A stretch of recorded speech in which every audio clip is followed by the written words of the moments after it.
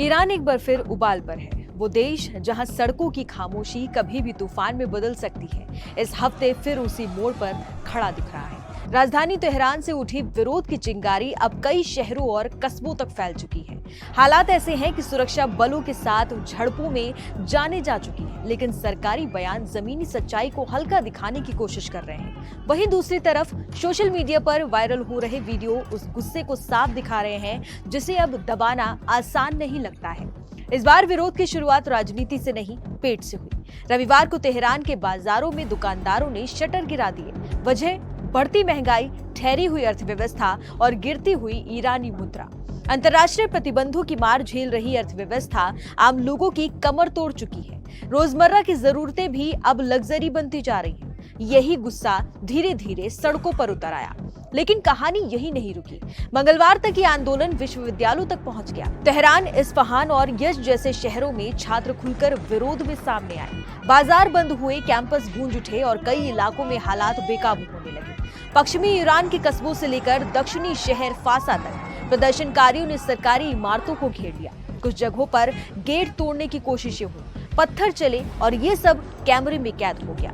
इन video की location confirm हो चुकी है, जिससे सरकार के इनकार कमजोर पड़ते दिख रहे हैं। अब यह आंदोलन सिर्फ महंगाई के खिलाफ नहीं रह गया। मानवाधिकारी संगठनों के मुताबिक सड़कों पर अब सत्ता को सीधी चुनौती दी जा रही है। तानाशाह मुर्दाबाद और महिला जीवन आजादी जैसे नारे फिर से गूंजने लगे हैं। वही नारे जो 2022 में महसा अमीनी की मौत के बाद पूरे ईरान में आग की तरह फैले थे। एक्सपर्ट्स मानते हैं कि इस बार लोग सुधार नहीं, सिस्टम पर सवाल उठा रहे हैं। उनका गुस्सा अब नीतियों से आगे बढ़कर सत्ता की बुनियाद तक पहुंच चुका है।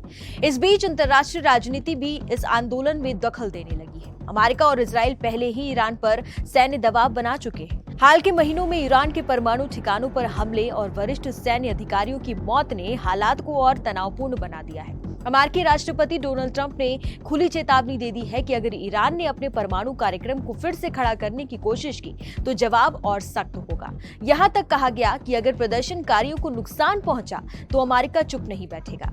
इन बयानों के बाद तेहरान ने भी पलटवार किया है।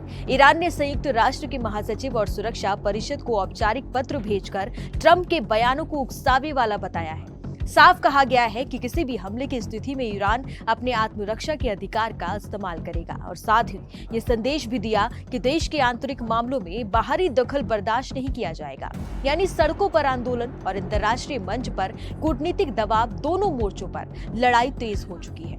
इस पूरे घटनाक्रम में एक और नाम चर्चा में है, ईरान के निर्वासित प्रिंस रजा पहलवी। उन्होंने ट्रंप के कड़े रुख का स्वागत किया और इसे ईरानी जनता के लिए उम्मीद की किरण बताया है।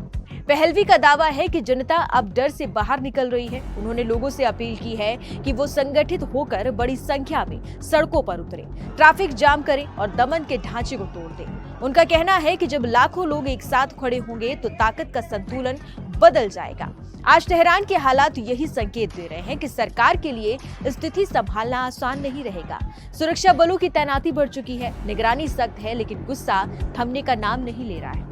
सवाल सिर्फ ये नहीं है कि ये प्रदर्शन कितने दिन चलेगा, असली सवाल ये है कि क्या ईरान एक और ऐतिहासिक मोड़ की ओर बढ़ रहा है, और अगर हाँ तो इसका असर सिर्फ ईरान तक सीमित रहेगा या फिर पूरी दुनिया इसकी गूंज सुनेगी। ईरान में हो रहे सड़कों पर प्रदर्शन पर आपकी क्या राय है, हमें कमेंट बॉक्स में जरूर बताइए।